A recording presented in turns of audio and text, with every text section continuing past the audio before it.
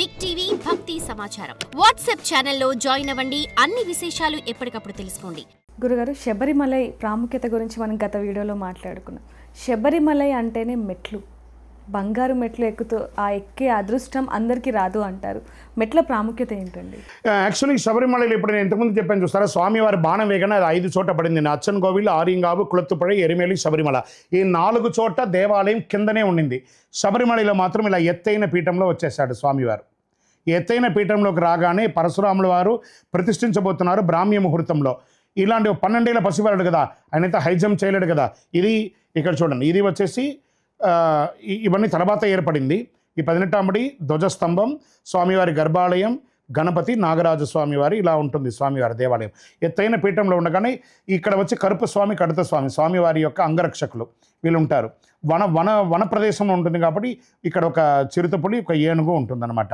ఇక్కడ స్వామివారు ఎత్తుగా కూర్చోవాలి అని అనేటప్పటికీ ఎలా ఆలోచిస్తూ ఉండగా ఇంద్రాది దేవతలు మగిషి అనే రాక్షసిని సంహరించినటువంటి కృతజ్ఞతలతో 18 మంది దేవతలు ఒకరిపై ఒకరు మెట్ల వలె పరుండి, స్వామి లోకరక్షక, మీ చిట్టి చిన్నారి పాదాన్ని మాపై మోపి మీ యొక్క శ్రీచక్ర యోగపీఠాన్ని మీరు కలిలో పుట్టినటువంటి ఆ యొక్క సంకల్ప దీక్షకు మీరు ఇక్కడ మాపై ఎక్కి కూర్చోండి అని అడుగుతారు. వెంటనే స్వామివారు కూడా ఒక్కొక్క మెట్టు వయ్యారంగా ఎక్కి 18వ మెట్టుకు రాగానే ఈ దేవతలందరూ అడుగుతున్నారట, స్వామి లోకరక్షక, ఈరోజు మీరు మాపై కాలు మోపి ఎక్కారు, ఇక మీదట మిమ్మల్ని చూడ్డానికి వచ్చినప్పుడు అందరూ మాపైనే కదా కాలు మోపాలి, మరి మీరును వారు తత్సమానమా? కాదు కదా. మరి ఏం చేయాలంటే మాపై కాలు మోపాలంటే మీకు తత్సమానులుగా ఉన్న వాళ్ళు మాత్రమే మాపై కాలు మోపాలి. అంటే ఏంట్రా బాబు అంటే, సదా సర్వకాల సర్వావస్థలందు మీ నామస్మరణ చేసుకుంటూ ఒక మండల కాలం బ్రహ్మచర్య, మండలం అంటే 27 నక్షత్రాలు, 12 రాసులు, 9 గ్రహాలు కలిపింది 48 రోజులు అంటారు. దీన్ని ఒక పక్షం 15 రోజులు, 3 పక్షాలు 45 రోజులు, పక్షానికి ప్రాయశ్చిత్తం ఒకటిగా 48 రోజులు వ్రతం ఉండి పావనమైనటువంటి ఇరుముడిని, స్వామివారి మీ యొక్క అభిషేక ఆరాధనకు సంబంధించిన ఇరుముడిని మోసుకుంటూ ఎవరైతే బ్రహ్మచర్య దీక్ష ఉండి సదా సర్వకాలం మీ యొక్క నామంతో ఉన్న వాళ్ళు మాత్రమే దీనిపైన ఎక్కాలి అంటారు. వెంటనే స్వామివారు అంటున్నారు, పాపంరా వాళ్ళకి తెలియదు, తప్పు చేస్తే ఎలా రా అంటే, స్వామి అయితే ఒక పని చేద్దాము, ఓ దీపం పెడతాం బయట, ఆ దీపంలో చేయి పెట్టి కాలుతుందా కాలదా చెప్పండి. కాలుతుంది కదమ్మా, అగ్ని అంటే కాలుతుంది కదంటే, అగ్ని అంటే కాలుతుంది, అలాగే 18వ అంటే కాలుతుంది తప్పు చేస్తే.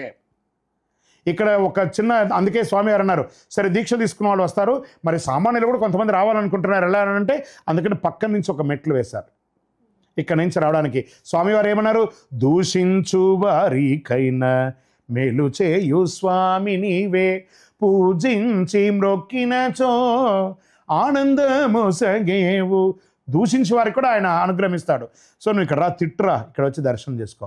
కానీ ఈ 18వ మీద అర్హత కావాలి అంటే ఆ దేవతలు పొందిన వరాన్ని నువ్వు సాధించాలి అని అన్నారు. అప్పుడు మాట ఇచ్చారు కాబట్టి బంగారు మెట్లు.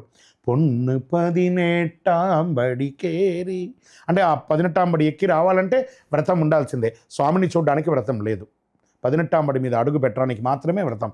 శరణమయ్యప్ప. గురుగారు, ఆ స్వామివారి గర్భగుడి కూడా చాలా ప్రత్యేకంగా ఉంటుంది గురుగారు, చాలా విశేషంగా ఉంటుంది. అదొక శిల్పశాస్త్రంలోనే చాలా విశేషమైనటువంటి గర్భాలయం. ఇప్పుడు ఆసేతు హిమాచలం దేశ విదేశాల్లోనూ కలిపి చూస్తే శబరిమలై ఘోరకికారణ్యంలోని శబరి క్షేత్రంలో ఉన్నటువంటి యొక్క దేవాలయము ఈరోజు ఆసేతు హిమాచలం తీసుకుంటే అన్నీ కూడాను ప్రపంచ దేశం మొత్తం కలిపి 1600 అయ్యప్ప స్వామి దేవాలయాలు ఉన్నాయి. గ్రేట్ కదా.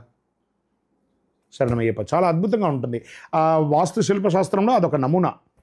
గురుగారు, అయ్యప్ప మాలలో మనం చిన్నపిల్లల్ని చూస్తూ ఉంటాం, చాలా ముద్దుగా ఉంటారు, కానీ ఆ ఏజ్లో అయ్యప్ప మాల వేయటం ఎంతవరకు సమన్వయం అంటారు? అండి, చిన్నపిల్లలు మాల వేయొచ్చా వేయకూడదు అంటే నిజంగానే అందంగా ఉంటారు. మణికంఠుడు చాలా నిజంగానే చూస్తే ఆ పిల్లల్ని చూస్తుంటే చాలా ముద్దు అనిపిస్తుంది. ఆ పిల్లలు, ఆ వయసు పిల్లలు ఎవరి ఆలనలో ఉంటారండి? తల్లి ఆనలో ఉంటారు. ఎప్పుడు వాళ్ళు లేవాలి, ఎప్పుడు టిఫిన్ తినాలి, ఎప్పుడు స్నాక్స్ తినాలి, ఎప్పుడు భోజనం చేయాలి, వాళ్ళ డ్రెస్సింగ్ ఎలా వేయాలి అని ఎవరికి తెలుసండి? తండ్రికి తెలుసు అంటారా? తండ్రికి తెలుసా? నో వే, తెలియదు. కనీసం వాళ్ళ బెల్ట్ ఎక్కడుందో కూడా తెలియదు, వాళ్ళ యొక్క స్కూల్ ట్యాగ్ ఎక్కడ ఉందో కూడా తండ్రికి తెలియదు. మేం చేసేస్తాం, అన్నీ అబద్ధం, ఏవి చేయరు. అమ్మనే చేస్తుంది ప్రతిదీ. ఆ అమ్మ ప్రేమలో ఉన్నటువంటి పిల్లలకి ఏం తెలియదండి, డిపెండింగ్ అంతే. స్కూల్కి వెళ్ళంటే వెళ్తారు, టీచర్ చెప్పింది వింటారు, అమ్మ చెప్పింది వింటారు, పీటీ మాస్టర్ చెప్పింది వింటారు, అన్నీ చేస్తారు. లాస్ట్కి వాళ్ళు ఇంటికి వచ్చేటప్పుడు ఒక పెప్పర్మెంట్ తినాలి, ఒక ఐస్ క్రీమ్ తినాలి, ఒక బిస్కెట్ తినాలి. ఇంతే వాళ్ళ జీవితం. వాళ్ళ యొక్క చిరు లైఫ్లో మైండ్లో అదే ఉంటుంది.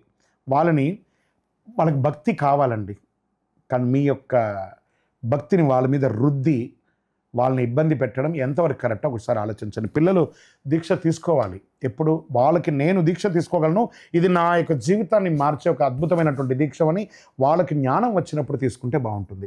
నేను మొక్కుకున్నానండి, మా అబ్బాయి పుడితే నేను శబరిమలకి తీసుకొస్తాను. పాపం కదండి. 4ంటికి నిద్ర లేపి చన్నీటి స్నానం చేసి పొద్దున టిఫిన్ చేయకుండా మధ్యాహ్నం భోజనం చేసి తర్వాత మీరు పూజలకు వెళ్తే పిల్లలకి ఏం చేస్తే వాళ్ళు ఏది చూస్తే అదే నచ్చుతారు. వాళ్ళు వెంటనే వాళ్ళ పూజలకు అంతా తీసుకెళ్తారు. వాళ్ళు ఎగరమంటే ఎగురుతారు, నాట్యం ఆడమంటే ఆడతారు, అంతా చేస్తారు. 12-1 గంట వరకు మీతో పాటు అలవాటు అయితే మరుసటి రోజు స్కూల్ డిస్టర్బ్ అవుతుంది కదా, చదువు డిస్టర్బ్ అవుతుంది కదా. ఈ 40 రోజులు మన యొక్క ఆనందం కోసము రాబోయే మంత్లీ టెస్ట్ ఉంటుంది, వాళ్ళకి వీక్లీ టెస్ట్ ఉంటుంది, యాన్యువల్ టెస్ట్ ఉంటుంది. అందులో మార్కులు తగ్గితే ఎవరు తప్పండి? అయ్యప్ప తప్ప. ఈసారి అయ్యప్ప దీక్ష తీసుకోవడంలో మార్కు తగ్గిపోయిందని మీరు ఏమన్నా చెప్పగలరా? చెప్పలేరు, కక్కలేరు, మింగలేరు. ఇక్కడితో అయిపోయిందా? మేము స్కూల్కి యూనిఫామ్ వేసుకోమంటున్నారండి ఆ ప్రిన్సిపాల్, ఆ టీచర్ అని ఆ స్కూల్ ముందరపై ధర్నాలు చేయడం, ఆ స్కూల్ యొక్క ఫర్నిచర్ అంతా ధ్వంసం చేయడం. దేనికి? ఏమండి నల్ల బట్టలు వేసుకుంటే తప్పు కాదండి. మీరు నల్ల బట్ట వేసుకోవడం తప్పలేదు. అది ఎవరి యూనిఫామ్? మీరు నల్ల బట్టలు స్వామి అయ్యప్ప యూనిఫామ్.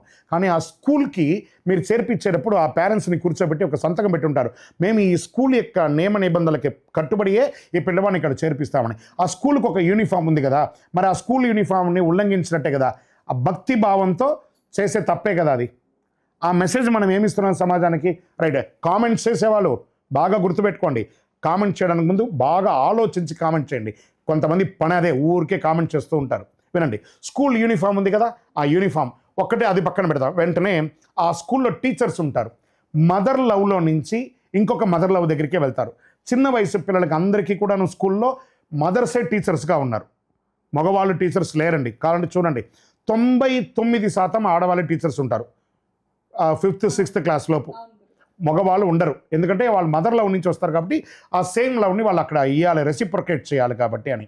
అప్పుడు అందులో ఏదో విధమైనటువంటి ఒక మదర్స్ ఎవరో ఒకళ్ళు వాళ్ళు ఋతుచక్రంలో ఉంటారు. ఈ ఒక్క స్వామి మాల వేసుకోవడం వల్ల ఆ మేడం భయపడి ఆ క్లాస్ని అవాయిడ్ చేసి వెళ్ళిపోతారు. ఈ ఒక్క స్వామి వల్ల ఆ క్లాస్లో ఉన్న 20 మందో 25 మందో పిల్లలకి ఆ మేడం చెప్పే క్లాసు సబ్జెక్ట్ పోయినట్టే కదా. మరి మనం మాల వేసుకొని మంచి చేస్తున్నామా, చెడు చేస్తున్నామా? దీక్ష మీకోసమే కానీ స్కూల్ కోసం కాదు. మీరు ఇంటికి రాగానే మళ్ళీ అయ్యప్ప డ్రెస్ వేయండి. స్కూల్కి ఎలా పంపిస్తారో on my honour I promise అని చెప్పి మనం స్కూల్కి వెళ్తున్నాం. ఆ పిల్లలు ఆ స్కూల్ పరిధిలో ఎలా ఉండాలంటే ఒక టీచర్ ఏయ్ సుష్మిత, హే రాజు అని పిలుస్తారు, కానీ ఏ స్వామి, ఏ మాళిగేపురం అని పిలవరండి టీచర్. అలా పిలిస్తేనే ఆ పిల్లల మైండ్ లేస్తుంది. కాబట్టి ఆ టీచర్ పిలుపులో కూడా మీరు మార్పును చేసేస్తున్నారు, తప్పు కదా. ఆ దీక్ష మీ ఇంట్లో ఉండండి. ఒకవేళ దీక్ష తీసుకున్నా స్కూల్ యూనిఫామ్ వేసి పంపండి, మళ్ళీ ఇంటికి రాగానే రెగ్యులర్గా చేయండి. అది తప్పు లేదు. మళ్ళీ ధర్నాలు చేసుకుని ఆ స్కూల్ని చేయకండి, చాలా తప్పు. నేను చాలా వాటిని ఖండిస్తూ ఉంటాను. వాస్తవానికి మనం ఇప్పుడు మీరు ధర్నాలు చేసేసారు, తర్వాత మళ్ళీ ఎగ్జామ్ వస్తుంది, ఎగ్జామ్లో మార్క్ తక్కువ వచ్చింది. ఎందుకు వచ్చింది పోయి అప్పుడుపై మేనేజ్మెంట్ దగ్గర కొట్లాడని వాళ్ళు చెప్తారు, మీరే కదండి ధర్నాలు చేశారు, పూజలకు తీసుకుపోయారు కదండి, ఆ అబ్బాయికి మీకంటే కూడా పూజలకి అట్రాక్ట్ అయ్యారు, చదవలేదు కాబట్టి మార్క్ తగ్గింది అని అంటారు. ఈ మార్క్ తగ్గాల్సిన చోట పడాల్సిన చోట పడకుండా తగ్గిపోయింది కదండి. అయ్యప్ప మార్క్ ఏమైనా వచ్చిందా? అయ్యప్ప కూడా శబరిమలకి వెళ్తే నువ్వు నా యొక్క సిస్టర్ని ఉల్లంఘించి స్కూల్కి పోయావు కాబట్టి పనిష్మెంట్ అనుభవించని అయ్యప్ప కూడా చెప్తాడు. ఎప్పుడు కూడా ఉదయించే సూర్యుడు అస్తమిస్తాడు, అస్తమించే చంద్రుడు మళ్ళీ ఉదయించే తిడతారు. కాబట్టి పద్ధతిని మార్చనే కూడదు, మార్చడానికి మనకు అధికారం లేదు. System is system. శరణమయ్యప్ప. గురుగారు, ఇందాక మీరు అన్నట్టుగా చిన్నపిల్లలకైతే మాల వేయొద్దు అని చెప్పి మీరు చెప్పడం జరిగింది. అయితే చిన్నపిల్లలు చాలామంది కూడా మాలలు వేస్తూ వాళ్ళకి శరణాలు కూడా సరిగ్గా పలకని పరిస్థితి. అంటే వాళ్ళైతే ఓకే, కానీ పెద్దవాళ్ళు కూడా చాలా మటుకు శరణాలు తప్పుగా పలకటం, నియమాలు పాటించకపోవటం, వీటి వల్ల ఇంకా పాపాలని మూట కట్టుకునే పరిస్థితి ఏర్పడుతుంది అనొచ్చా?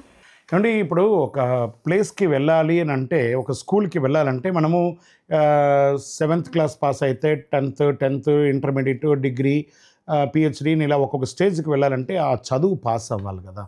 ఒక చోటికి వెళ్ళాలంటే ఆ మార్గాలు ఏంటి, నియమాలు ఏంటి, ఏం తెలుసుకోవాలనేది ఒక స్టాండర్డ్ SOP ఉంటుందండి.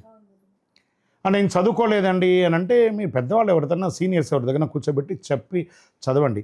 చిన్నపిల్లలకి రాదని చెప్పకండి. చిన్నపిల్లలు ఒక్కసారి ఏకసంధాగ్రహాలు కాబట్టి వాళ్ళందరూ స్కూల్ పాఠం ఎలా నేర్చుకుంటారో వాళ్ళు గట్టిగానే నేర్చుకుంటారండి. అలా లేదు. పెద్దవాళ్ళు ఇప్పుడు చాలామంది చదువు నేర్చుకున్న వాళ్ళు కూడా ఇప్పటికీ 20 సార్లు 30 సార్లు పోయిన వాళ్ళకి కూడా కొంతమందికి అష్టోత్తరాలు శరణఘోషాలు ఇంకా నోటికి సరిగా రావు.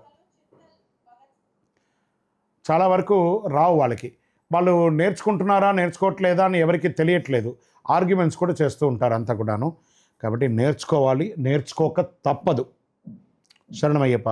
దీనివల్ల దోషం వస్తుందా అంటే భగవంతుడు శ్లోకాలు తప్పు చెప్తే ఏం తిట్టడానికి ఆయన ఏమైనా మనుషుల్లాగా రాగద్వేషాలు ఉన్నవాడు. ఆయన యూనివర్సల్ చూస్తూ ఉంటాడు. ఎప్పుడైనా ఒకరోజు నేర్చుకుంటాడులే అని వదిలేస్తాడు. అందుకని కావాలని తప్పు చేయకండి.